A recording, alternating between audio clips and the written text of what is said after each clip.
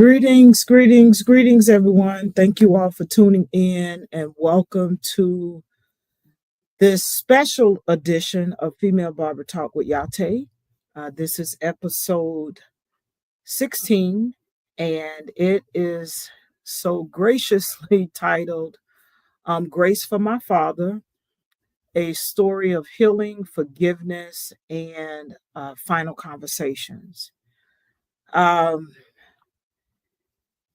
This is a tough one, uh, but nonetheless, I am going to get through this. And I first want to thank those of you who are tuning in. I greatly appreciate your support. For those of you who are catching this episode on the replay, thank you for taking time out of your day to replay this broadcast. As I mentioned before, it's a special episode, and yeah, um, I needed to keep my commitment. I know my father would want me to continue on. He knew about my podcast in the evenings. I didn't have anything planned. So I said I would keep my commitment to myself and what I am looking to build with Female Barber Talk with Yah-Tay and continue on with this. So as you all can see, I have a small post up here that says honoring the life of R.J. Keaton Jr. My father was born October 5th, 1949, and he passed away yesterday morning. I was actually at the barbershop. Wasn't getting the calls, but I'll get in. I'll share that with you all. But the purpose of me coming on tonight is just to share. Uh, yeah, I'm having a lot of different emotions, which you all I'm sure can understand if you've lost a loved one. I'm without both of my parents at this point.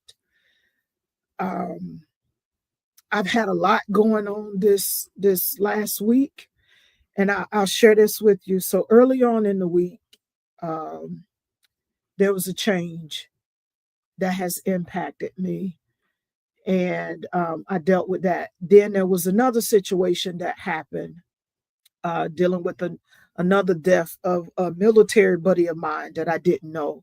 The daughter was trying to reach out to me, couldn't remember my last name. She finally got in contact with me via Facebook Messenger, left a message on Sunday evening last week. However, it was late Sunday evening. However, I didn't get the message until Monday.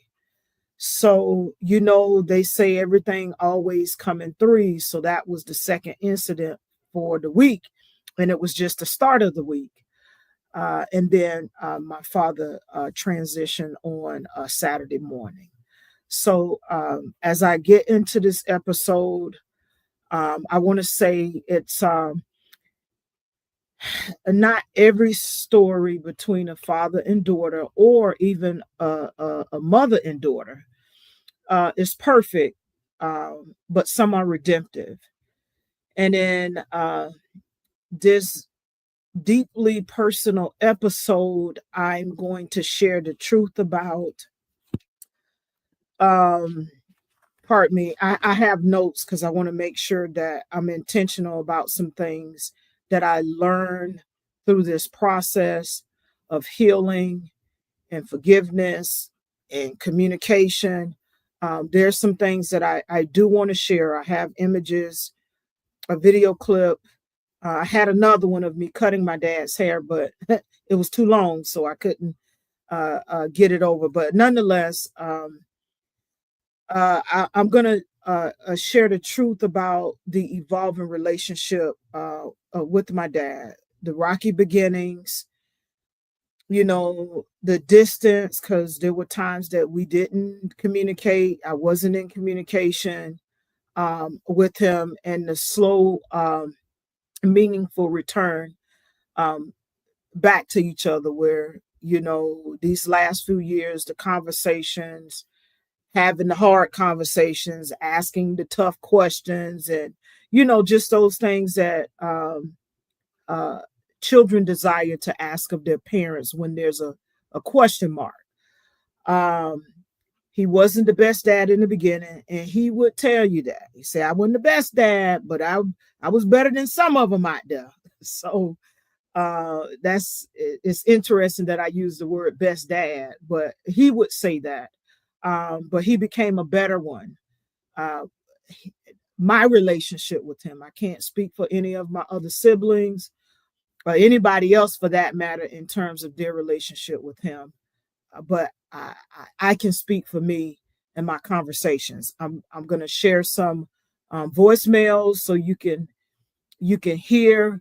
um, hear him.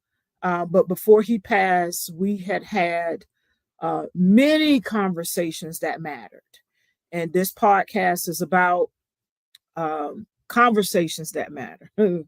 That's part of the tagline: to inspire, to connect, and to empower.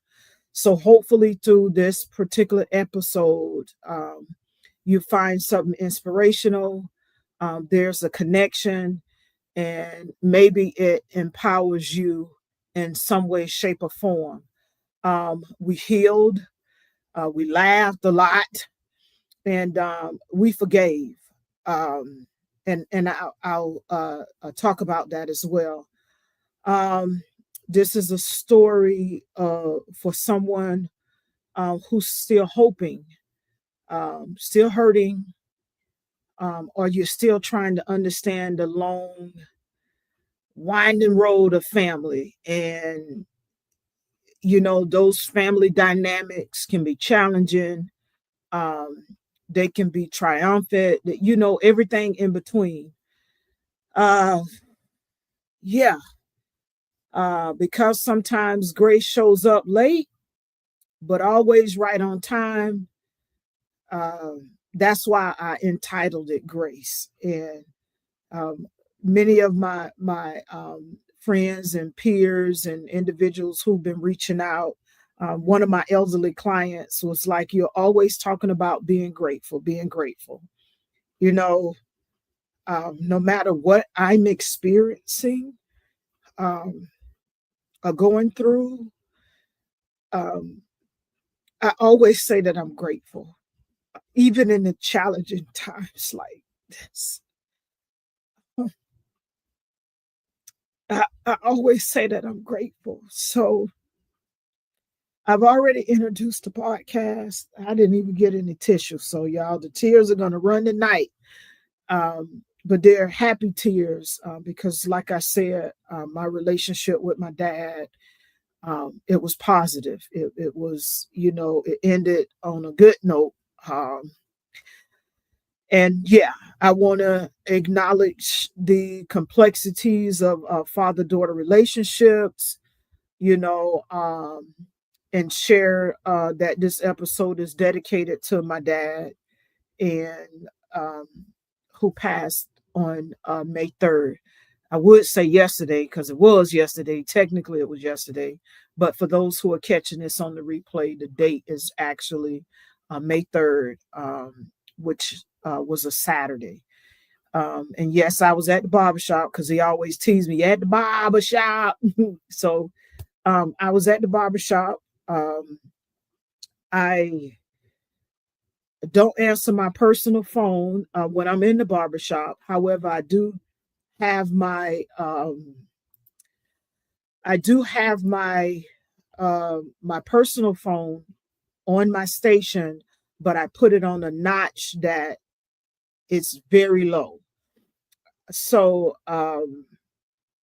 yeah, so that's for my clients and customers, anybody that's trying to get in contact with me for hair services. They're running late. If you live in the Columbia area and you were near Harbison Mall, you know how Harbison, that can, how traffic can be with that. So I'm accommodating to my clients. I'm understanding. And yesterday, they were so patient, supportive, and accommodating with me as well.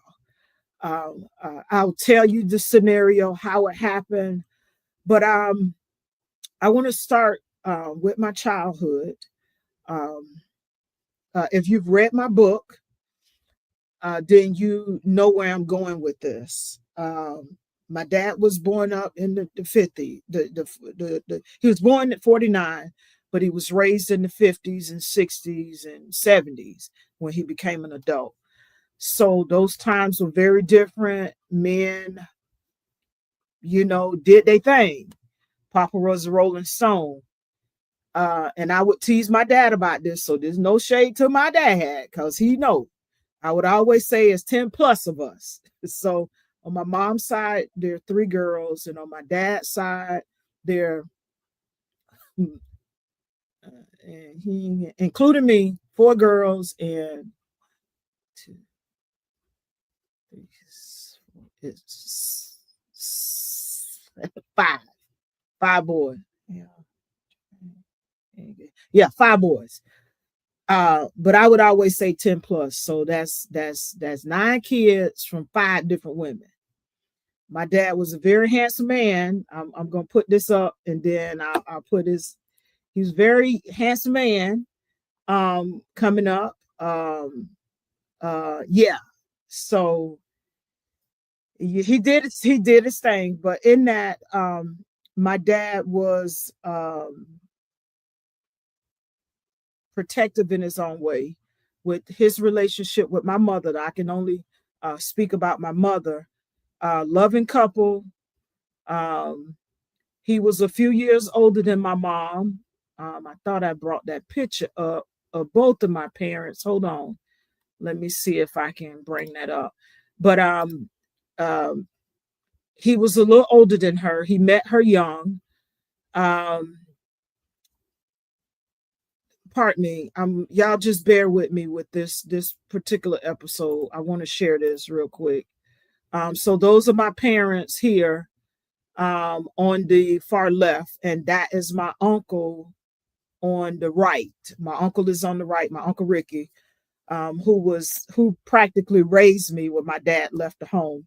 But in their relationship, they had some good times, but it was very abusive, physically, emotionally, psychologically. He was very abusive to the point my mom was like, I gotta let this marriage go.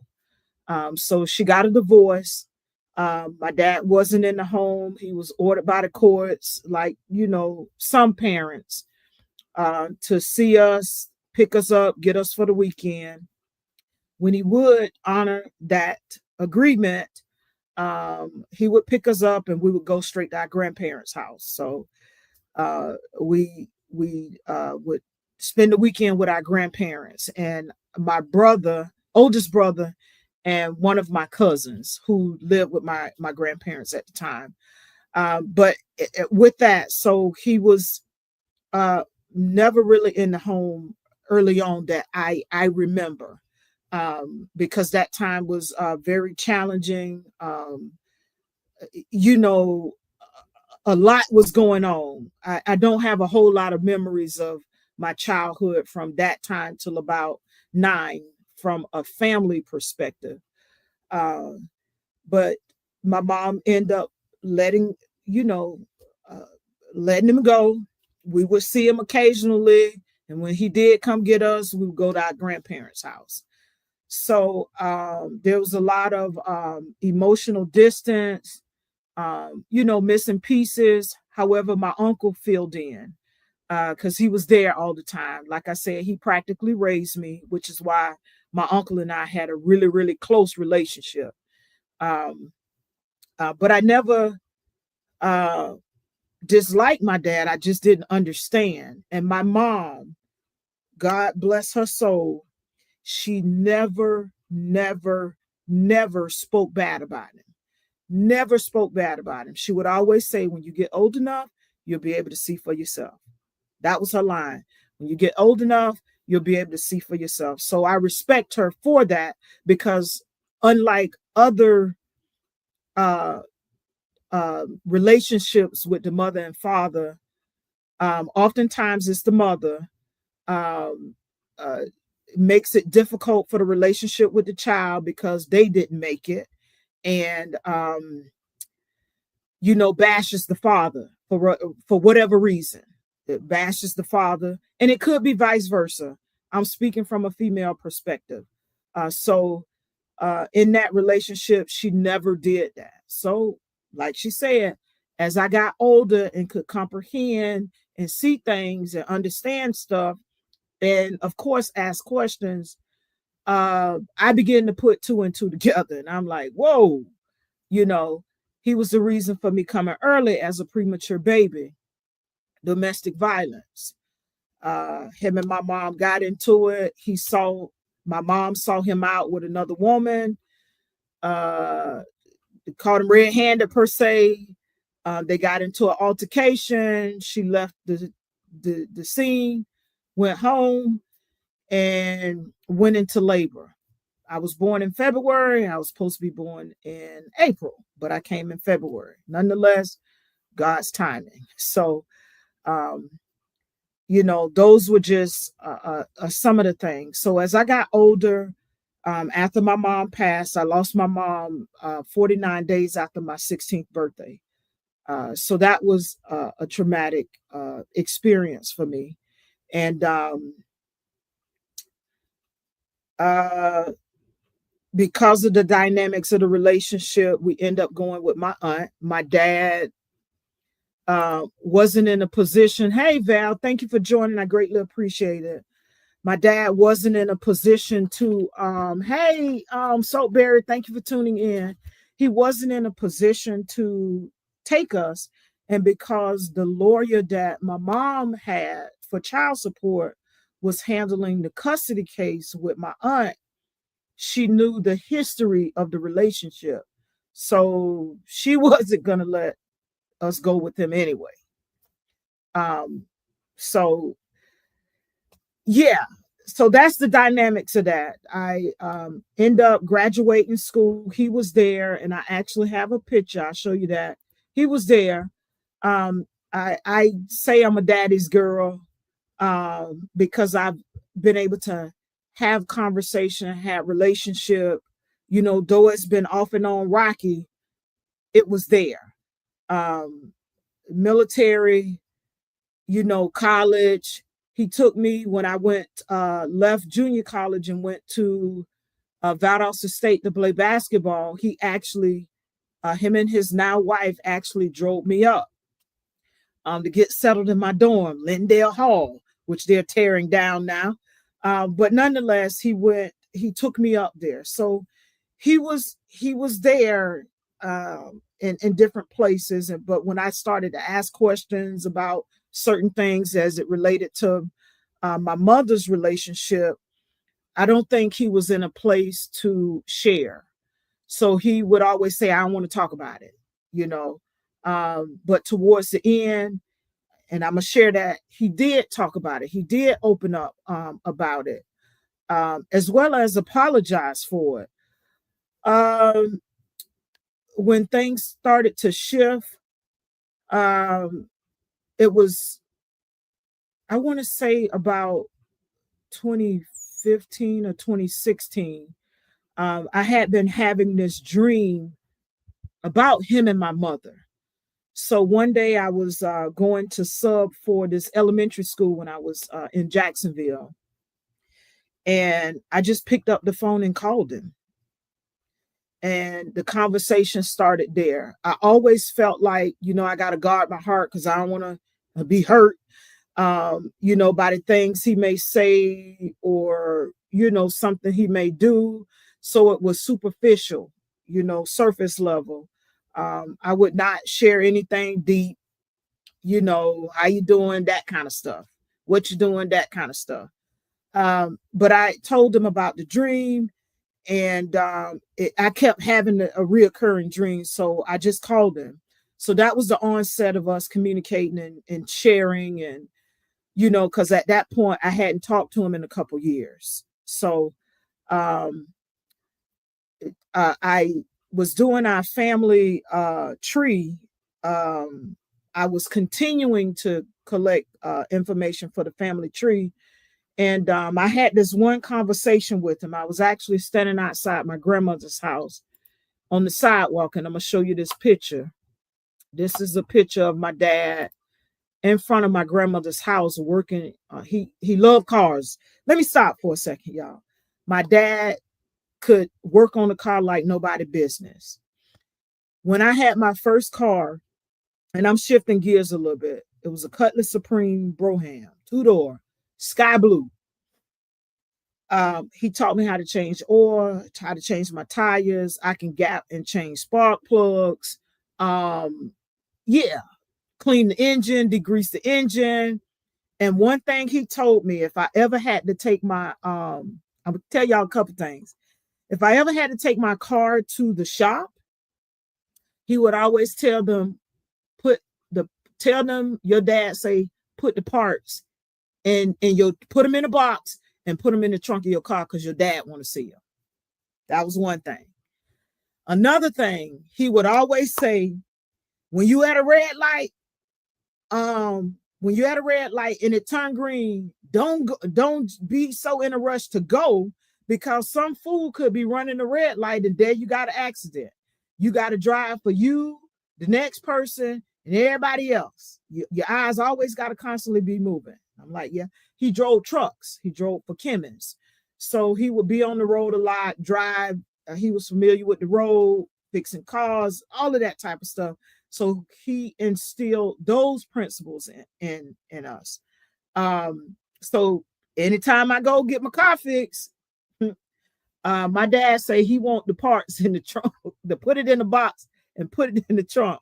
Now I got a service plan. I just take it in and let them handle it. But another thing he would say, with that Cutlass I had, I was like, man, I got over 100,000 miles on here now. So he would say, miles don't kill a car. Oil changes, a lack of oil changes, and the N-word do. So I'm like, huh? No, it don't matter how many miles on the car. If you keep the oil change and you ain't, dogging the car out, it's going to last. So that was yet another joke. And then he would always tell us, when you're going somewhere, back in.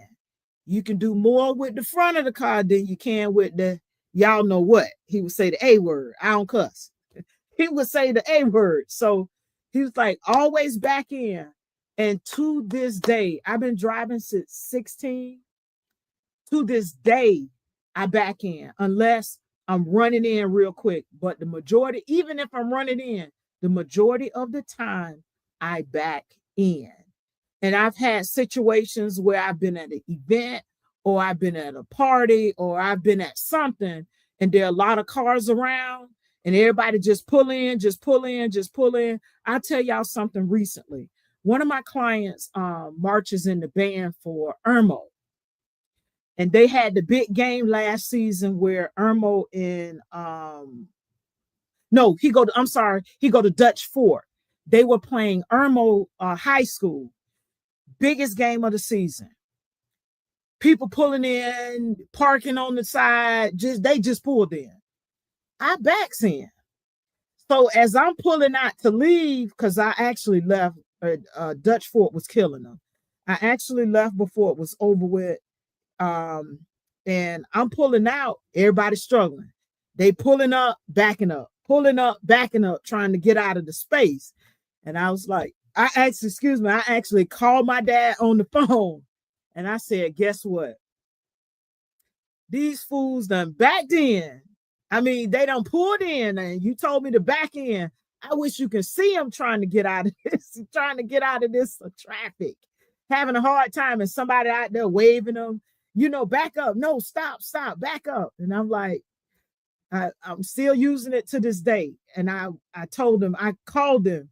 He was like, don't it look like a mess? I said, yeah, they having a hard time, and I'm cruising, I'm rolling on out. So that was some things. And he would always say, a woman can't do what a man do and call herself a woman, and think she can do what a man do and call her. I was like, oh Lord. One other thing he hated to see, he disliked, he said, because hate is a strong word. I dislike a woman that drinks and smokes. I'm like, why?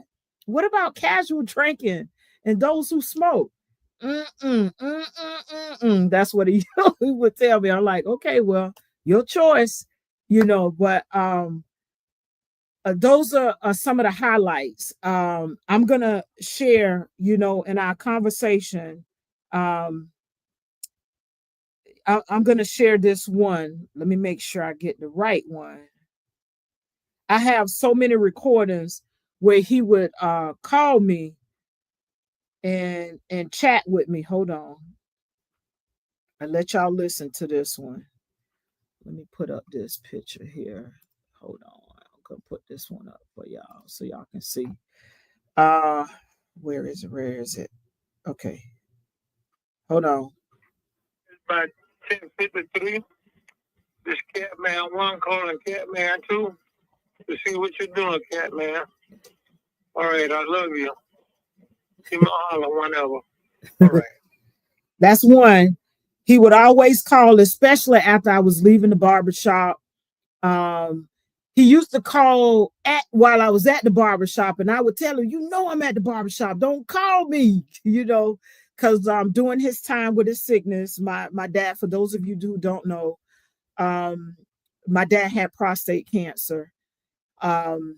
And he transitioned. So obviously it was further along than what I knew because he didn't share everything. I just recently found out last September. If you're watching this video, it was September 2024 that I found out. And yeah, so gosh, y'all, I just lost my train of thought. Please forgive me. Yeah, he would call me at the barbershop and I would tell him, I'm at the barbershop. Okay, I won't call you. I either call you before you go while you're on your way, or I call you when I think you leaving the barbershop. And I'll be like, okay. So that was our other conversation. We talk anytime, and more recently, like last week, I talked to him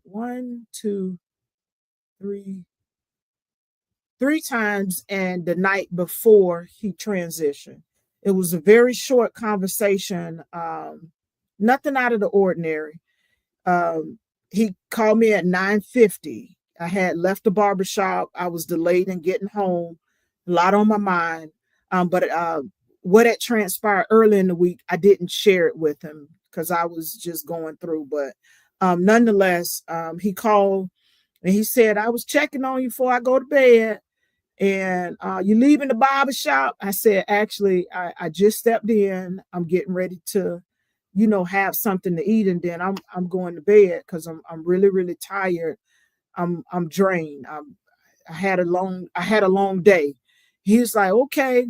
So I said, well, how you doing? I'm fairly well. That was his word, fairly well. I'm hanging in there. I was like, okay, no problem. And my family and friends and anybody that talk to me know I have a pet peeve of when I get off the phone, I always say, talk to you later. I don't like to say bye because it seems so final. And anytime he would say bye, no, I mean, talk to you later. Or if he said it, he'll call me back. Oh, I meant to say, talk to you later. And that's what I told him. I said, well, I'll talk to you later. And, we exchange, I love you, that type of thing. And then he hung up. And I did what I said I was going to do and got in the bed. So then the next morning came and I'm at the barbershop. I'll talk more about some other things because I still have some things that I want to share. But in going into that conversation, we normally talk. I leave around 10ish. I may make a stop, grab something to eat. Thank you. Grab something to eat. Something of that nature. I may grab something to eat, and then going into the barbershop. Well, I didn't call him yesterday. I just rode in silence um, Saturday morning to the barbershop, grabbed me something to eat, for which I actually didn't get to finish it. So I put it on the table in the break room. And looking at my phone log, the calls start coming in about 10:50. But I didn't pay it no attention. So my phone was up in my ring light. But I was so busy that day that I, glanced at the phone, but I never caught anything coming in. I never caught anything coming in. So it had to be between 12 and 1. One of the barbers, I could say co-barbers because we work together. Though we 1099, I still say co-barbers, co-workers, you know. Um, he answers the phone and he says, you know, hello, this is No Grease Colombiana, whatever he says. And he's walking towards me and he says, Yah-Tay, um, somebody on the phone for you. No, he said, Miss Yah-Tay, someone is on the phone for you and they say it's an emergency. So I'm not thinking about my dad. That hasn't even crossed my mind. And I'm like, emergency? So I'm looking at him like as if he said that. And sure enough, he said it. So he was getting closer. So as he was handing me the phone, he was observing me because, of course, they say it's emergency. I guess he wants to know too. Naturally, he wants to know somebody call in and say it's emergency. We need to speak to her. So it was my sister that called and she said, you heard the news? And you heard? Yeah. And I'm like, what? What are you talking about? And I was like, no. She's asked me where I was, and I told her I'm at the barbershop. I'm getting irritated now because, you know, these questions, like, y'all know I'm at the barbershop on Saturdays. I said, I'm at the barbershop and I'm actually in the middle of doing a client's head. So then she said, are you sitting? I really got upset. I'm like, sitting? I stand. What? She was like, well, our dad is gone. And I'm like, what? So now I'm trying to wrap my brain around what is happening. I was doing a 6-year-old head at the time. So I got to maintain my composure to go back to service her. And in that, my back was to her. So I don't know what part of the conversation she heard, if any, because she was on the iPad. But nonetheless, I told him, I said, I'm going to have to call you back. And I went back over to my client and I was like, hey, Charlotte, you good? She's like, yeah, just still looking at zoned in on that iPad. And I said, you all right? She's like, yes, ma'am. So, I proceeded to finish her hair, but I couldn't because I'm like, my dad. So I started shaking. I couldn't get the beads on her head. I had to take a deep breath. One of the other barbers came over and spoke to me, said, Miss Yah-Tay, can I talk to you for a minute? And I'm like, I got this head, but okay. So he took me in the back and he said, I'm sorry. I apologize. And he was like, well, you can go if you need to. And I'm looking like, my dad is in Florida. I'm in South Carolina. There's nothing I can do. I have a book of clients scheduled. I got to take care of my clients. And this goes back to an episode that I had with Regina Henry. And we were talking as barbers, how with our personal lives and things that are going on with us, we always got to show up. When we cross the threshold, we got to be there for our clients. So this was an example, which I'm always there for my clients, no matter what. But even in difficult situations like what I experienced, I wept in the back and I told him where am I going? I ain't like I can get there in 5 minutes. I said, I gotta pull it together and get out here and take care of my people. And I wiped my face, I pulled it together, wiped my nose. Y'all know how to ugly cry and all of that stuff going on. Eyes bloodshot red. So I walk out and I continue on with my client. You know, by 9, the word is out. Everybody in the shop know. So I continued through the day. Um, and I finally got a chance to slow down. It was closing time. Finally got a chance to slow down. I went in the back to take a seat to eat my breakfast sandwich that I didn't get to eat that morning. Of course, it was cold. I didn't want the tots. But nonetheless, um, I started looking at my log and I was like, wow, listening to conversations, reaching out to uh, my circle, letting them know to keep me in prayer. Um, and yeah, I closed out the day. When I left, I sat in my truck for a while, like I normally do. And he always tell me, get in the truck, go home. You go home, anybody can be out there. So, but that night I sat for a minute. I made some phone calls, spoke with family. It was too much for me. So I told him, look, I'll call you back. I'm leaving the barbershop. I got to go grab something to eat so I can, get home. Um, but I want to talk about the gift of the final conversations. My dad and I, we reconciled a few years back. He had it was my mother's birthday, and he had given me a call, and he said to me this particular day, he was like, Yah-Tay, I know that your mom isn't here, but I want to apologize for what I done in the relationship. He said, your mother was good to me. It was me. It was all me.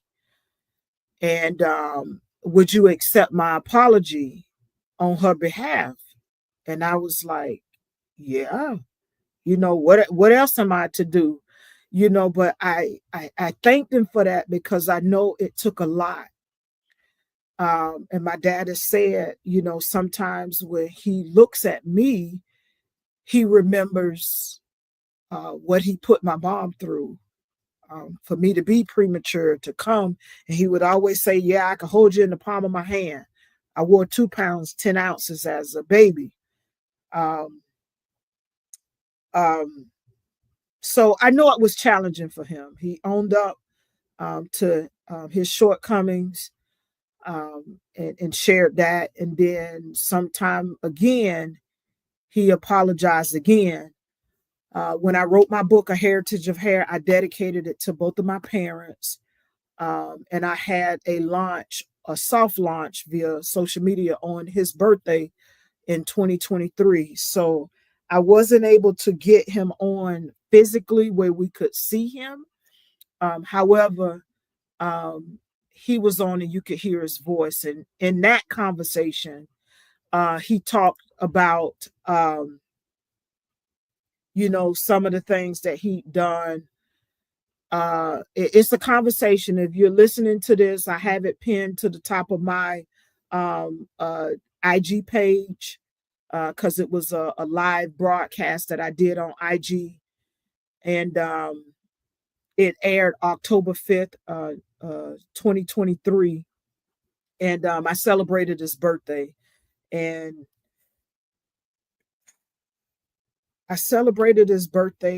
and dedicated the book to him and my mother.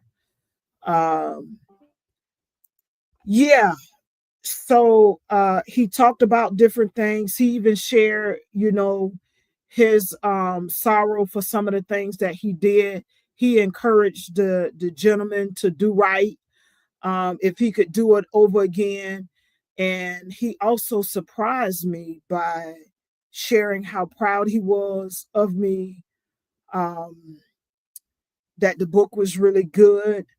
And I got to tell y'all this. So when I was writing a book and I was writing the difficult situations that I experienced, when I was reading it to him, I felt embarrassed. I felt ashamed for him. And you know what he said? He was like, I did that. I wasn't the first and I won't be the last. You know, I was young. You know, that's what I did. He said, so don't be ashamed to read it. But I was, ashamed to read the challenges that my mom went through and what we went through with him during those times. And he was like, it's okay. And I was like, wow, talk about somebody owning. And like I say, I can't speak for other relationships, my siblings' relationship with my dad, or our dad, or anybody else's relationship. I can only speak for me and how we went from one end to the other end, to where we talking, I'm calling, we laughing, we having conversations, deep conversations, surface things. I even asked my dad, never thought to ask him, because I knew he loved working on cars and he could do that.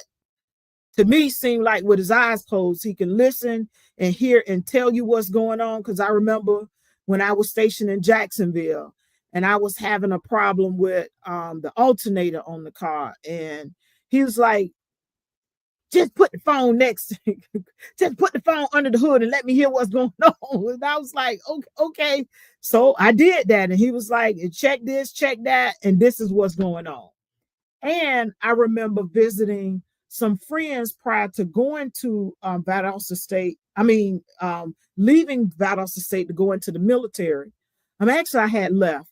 I was preparing to go into the military. So I had went up to visit. So my alternator went out. Okay, I told y'all my dad showed me how to fix certain things, right? So I called him. I was like, something ain't right. My car ain't working. Once again, put the phone to the under the hood. Let me hear what's going on. And sure enough, he told me. He said, you get somebody to take you to the park house, you get this, you get that. When I tell y'all, he told me what to do. I prop that jack that you jack the, the old school jack, you jack the car up.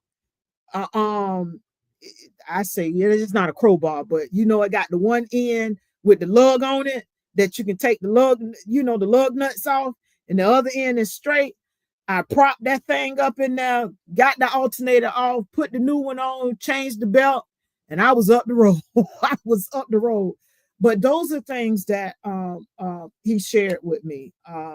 There are a lot more. My mind is just it's overflowing right now, but yeah. So the 950 conversation, that's what the conversation was about. He was checking on me to see if I had made it in, because I'm here in South Carolina by myself, meaning no family here. But no blood family here, but I do have family here and friends that I've made. So he was checking on me, and that was a routine in the morning and the evening. So we talked a number of times during the week. So the grace that I've had to learn, or the lessons in forgiveness and maturity and timing and letting go. I actually wrote a poem called Letting Go, but I don't remember. I hadn't recited it in a long time, but I'll find it. I'll find it and post it somewhere. But forgiveness. I remember Tyler Perry saying this when he was dealing with his situation with his dad, or the man he thought was his dad at the time. And forgiveness is for the individual, for the person. And though I was challenged with things. It was an up and down relationship in the beginning. Um, I knew that I needed to forgive to release the weight off of me. And I remember telling my dad that one day, and I was like, I know some things you've done is can be shameful or you feel bad about it, but you got to forgive yourself too. You know, like you used to tell me, and you hear me quoting stuff back at him. You used to tell me, um, what he would tell me, I wasn't the first and I ain't gonna be the last. That's what I would tell him. You ain't the first and you won't be the last. And sometimes the hardest thing is to forgive ourselves. And uh, I believe that that's something that he did. I know within our relationship, I asked for forgiveness, for my silence, my, when it was crickets, and other things that we talked about. But one thing he said, Yah-Tay, even though you might have been mad at me or whatever the case may be, you never cursed at me. You never, never disrespected him. I would have a hard conversation with him. And if it got to the point where I'm like, look, I'm going to hang up. I still love you, but I'm going to hang up now because this is too much for me. Or I was feeling some type of way and would end the conversation. But I would let him know, hey, I'll call you back. I'm going to end this conversation. I'm going to hang up now. I love you. To let you know I'm prompting you. I'm going to hang up now. So yeah, the forgiveness part is really for the individual. So if you're having a difficult time forgiving, just think about when you forgive, you're releasing it for you. Because here's the thing, and I remember sharing this with, individuals or relatives. Even when you forgive or you ask for forgiveness, they may or may not accept it. And it's their right to do so. But you still got to be okay with it. So when you look at it from that perspective, whether you're asking for forgiveness or you're seeking forgiveness, and they have the choice to accept or deny, then at the end of the day, it's really for you. It's really for you. So maturity over time, being able to look at the dynamics, having gone through various relationships myself and understanding things, whether they be intimate relationships or friendships or family ships, maturity. And we have to give individuals space to handle situations how they see fit to handle situations. With that being said, maturity, as I mature, like my mom said, when you get old enough, you'll be able to see for yourself. Look, after being in a couple relationships and seeing how things work, oh, I get it. I get it. I understand. So it does take a level of maturity to be able to move through certain things and reflect. And if you're honest and you take accountability for your actions, then you realize, you know what, that was on me. And that was my dad's way of saying, you know what, Yah-Tay, it was all me. Your mom was good. She was good to me. I messed that up. I did this or I did that. And I was grateful for that. When it comes down to timing, timing is everything. Even when our back is up against the wall or things are happening and we don't quite understand. Like I was just talking to him, and though I could hear a change in his voice, I could tell he was tired, but I would still ask him, you good? He's saying, I'm doing fairly well. I'm all right. I'm okay. How about you? Or he'll flip it back on me. And just letting go, some things are out of your control. I'll give y'all another example. In my book, I talk about a relationship that I was in. And I couldn't for the life of me remember why it ended. It ended. And it hurt me because from my vantage point, I thought the relationship was good. You know, there was mutual respect. Um, it wasn't clingy. We were very, mature, but things changed and the gentleman ended the relationship. It wasn't until years later that I was able to have conversation and get an answer. And I'm grateful that I've been able to get answers, whether it be 10 years, 20 years later, for situations that I've had to let go and not have a resolution. So I bring that up because I was able to get closure or get understanding. But before I got that, I had to let it go. And before I let it go, I examine myself because I'm always doing introspection as it relates to my part. And once I've owned up to that and know that I've done all I can do in a situation, then I have no choice but to let it go. And and in due time, things will be revealed. So yeah, so that's what it has talking Grace has taught me. Uh Choosing peace over perfection. Um that's a challenge for me. I was raised by a Virgo, and my dad was um really an orderly man. I ain't know. I'm gonna show y'all this picture, right? Hold on. I'm gonna show you this picture. This is the picture of me and my dad. I think I was in junior college and I had come home. We were standing, of course, in front of my grandma's yard. I never knew a man that could wear flip flop, thongs, or whatever you call them, open toe shoes, and not get their feet dirty. It's like, dude, how can you keep clean feet? But anywho, um, that's another picture of us. Um, but as I say, he had standards for himself in terms of his grooming, even if he was t-shirts and sweats. That's like his favorite get up. T-shirt and sweats. Me, t-shirt and jeans, but t-shirt and sweats. That was his get up. Now he could dress, put some stuff together. His favorite color was royal blue. So y'all see I have on royal blue, if you can tell, tonight in honor of him. I've always loved blue, which brings me to I had a conversation. I wanted to know what my dad wanted to be as a child coming up. He didn't finish school. He thought he wasn't smart enough.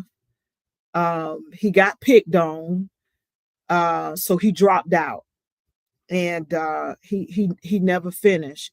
He told me about that. I was like, wow. He gave me a scenario about lifting weights with a group of guys, and he said, everybody would lift. I knew I could lift, but oftentimes I would never do it because, what would they think? Or, things along those lines. And I'm like, self-doubt. Basically, it was self-doubt. And I was like, wow, I never knew that, because we look at our parents a lot as strong individuals, you know, that they can do anything. So that was a conversation that I had with him. But to find out that he wanted to be a sheriff, um, a state trooper, I'm sorry, he wanted to be a state trooper. And I was like, really? For real? I would have never guessed that. A state trooper. And I get it because he liked to drive, be on the road, that type of thing. But he always wanted to be a state trooper. And I was like, I never knew that. So I'm glad that I asked. And of course, he didn't finish school, so he didn't do it. But he could fix a car as if he went to trade school to do it, and fix just about anything. So uh, I'm choosing the peace that I've had. It's still challenging. Let me let y'all listen to another conversation here. Hold on. Let me find this one. I think I might have let y'all listen to this one, but I wrote down a few. Okay, listen to this one. I was just calling. I think I did. Sleep if I don't be asleep when you hit me up. All right, I love you. You're probably busy. Okay. He talking like I'm talking to him. You probably busy. And there's one other I want to share. Let's see. Hello, I was just calling to see what was going on with you. Call me when you get time. All right. Talk to you later. Love you. Bye. And he still say bye. So yeah, but it's bittersweet. I'm grateful that for the relationship, the redemptive aspect of it. And it's not just father-daughter relationships, mother-daughter relationships can be challenging as well. But I'm grateful for the time. These last couple years, we spent a lot of time talking, a lot of time laughing, a lot of time joking. Let me show you this one video. So I showed you both of my parents. This is a picture of my mom, a young picture of my mom. Okay, so this is the vote. I look like my mom, or I look like my dad. Okay, y'all put it in the comments. All right. I look like them both 50-50, huh? I'm joking. So this was the last picture that I took with him. I had went home for a family gathering, surprised him, and he thought I was at the barber shop, and I wasn't at the barber shop. We was actually down there, and I went to visit him, and I gave him his first well, wasn't his first cut because he'd been getting his hair cut and beard shaved, and him shaving it way before I was born. But I had an opportunity to he didn't want me to cut his hair because he said it wasn't shampooed. And I'm like, Dad, you know how many people come in the barbershop that don't shampoo their hair? Ain't nothing wrong with your hair. Let me cut it. But I didn't cut it. I honored what he said, asked for. And I just tapered him back. But I cleaned his beard up and everything. So here's a little snippet of that. And I had him, here's a little snippet of it. Let me make sure you can hear it. All right, there we go. Did a very good job on cleaning them papa up. I appreciate everything, but they ain't have to come in there and sneak up on me. I'm the best. She's the best. I'm the best. Yes, sir. Yeah. So, like I said, I have another video of me cutting his hair, and it's really long, y'all. So I wasn't able to do it, but I'm gonna play a little excerpt of it for you right here. So it's, as you can see, I'm cutting his hair. Hey, y'all know how this thing, yeah. I'm trying to get it. Hold on, I'm trying to get it right. TV.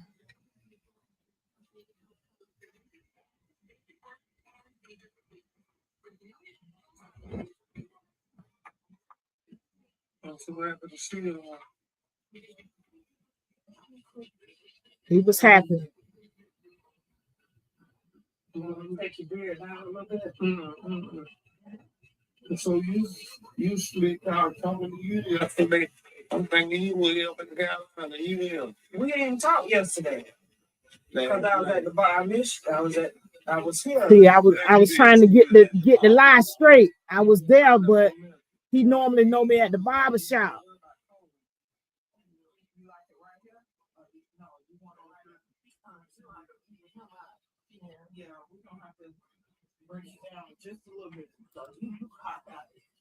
Somebody say, I see, oh, Scoop Berry, I see both, but a little more of your mom.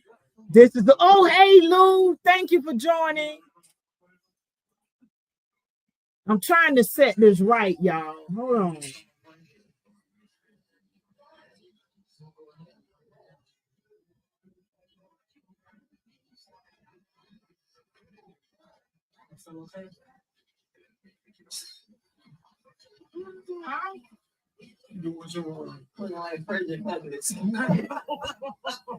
And he's just chewing the gum, y'all. Just chewing the gum, and I'm trying to shape him up. Was a real man. What you told that man? You ain't gonna whoop my ass. I'm gonna whoop yours today. He did just that. See, I ain't gonna whoop your ass today. Be like, be like this guy was in the nursing home. That old white man. He hit him with a stick or something. Yeah, I forget what his name was. He said he got that motherfucker the next day. What is that? I don't want to cut, but we're gonna blame you just a little bit. Well, blame me at something. Do what you want to hang on. Do what you want. I ain't gonna. What you doing might make me look a little bit. I know you need to slow down on that gum before you All right, y'all. So he was steady chewing. He was steady chewing on that gum, boy. I tell you. But I just want to thank you all. I had my moments.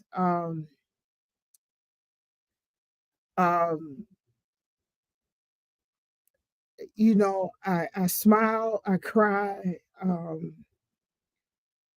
For the most part, I'm so grateful. My dad has seen me in every different career I've been in. And I got a chance to go home and give him a semi haircut. I shaped him up and a beard trim. So I'm I'm I'm grateful for that. I'm grateful for us being able to make amends, have those tough conversations. And, you know, I'll share this, even when I would ask him something that was tough or I thought might have been challenging, or I don't know, just a difficult question. If he spoke about it, I accept it. If he didn't, you know, I accepted that too. But the beauty in that was, thank you for taking the time to share with us. Thank you for taking time to watch. The beauty in that was, even if he didn't reply or respond or say whatever, he knew that I asked. And one thing he would say, don't never let nobody tell you that I don't love you. Because he know we've had up and down relationship. And you know, things happen, things are said, but he would always say that. Never let nobody tell you that I don't love you. And as y'all can see here in the conversations, he always said that. Let me see if I can find one more, y'all. Hold on. This is one back at the beginning of the year. Hey, baby. Oh, this your daddy.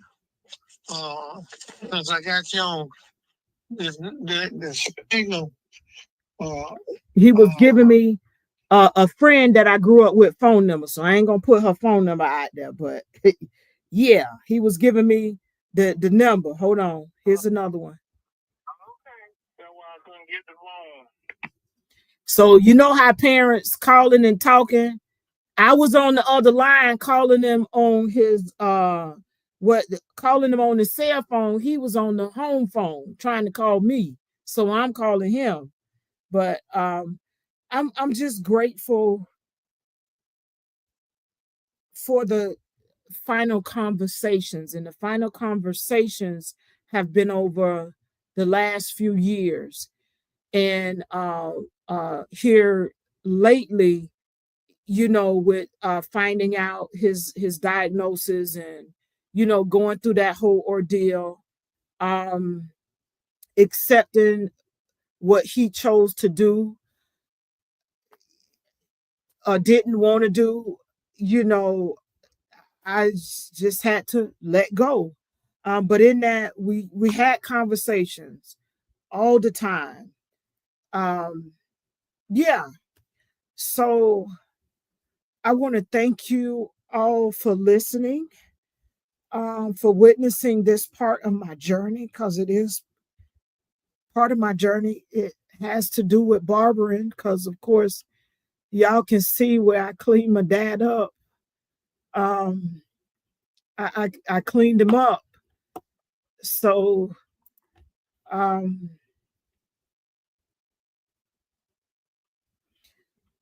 it's bittersweet. Um, yeah, it's bittersweet. Uh, in closing, I want to say he didn't have to be perfect to be loved,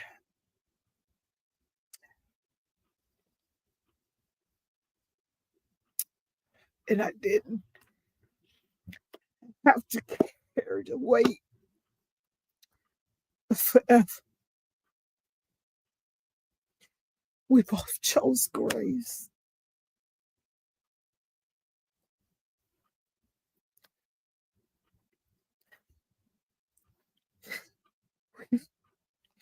We both chose grace. So I'm grateful. I'm grateful. That's all I can say. I'm grateful. I'm grateful. Um,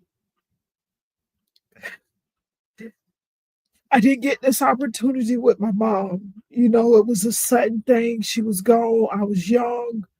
You know, so with my dad, when we were already, connecting and things along that line. But when I realized his prognosis or diagnosis, um, it it it shifted me. So how can I maximize this? Um, if I knew that this was happening to my mom, what would I do? So I chose that. Like I said, I did ask hard questions, like things surrounding my birth, what happened, just stuff, that I wanted to know that I didn't know. And like I said, whether he answered or didn't answer, he knew that I was asking. Um, so, um, like he said, I wasn't the best dad, but I was better than some of them. So that's it. Um, just keep me in your prayers. Thank you to those of you who are tuning in. I appreciate you taking time to um, be with me in this special broadcast um, of Grace for My Father, a story of healing, forgiveness, and final conversations. Um, thank you. Thank you. Thank you. Thank you to my replay viewers. I appreciate you taking time out of your day to replay this broadcast. Um, yeah, just keep me in prayer. Like I said, last week was very challenging. I'm experiencing a lot of change. And I know my dad would want me to continue with it because he knew I was doing it. You did your podcast? Yeah. When I called you, I said I was on the podcast, Dad. Oh yeah, yeah, that's right, that's right. So um thank y'all. And I'm still continuing to grow it. So this is part of that process. So thank you all. And I'll see you on the next episode. I appreciate everybody, everyone. You know, I thank you, especially my clients. Thank you, thank you, thank you. You know, because this is about barbering. I can't forget about my clients. Lou, thank you for tuning in. Um, and Val, thank you for joining. I appreciate you all. So, um, thank you. Thank you.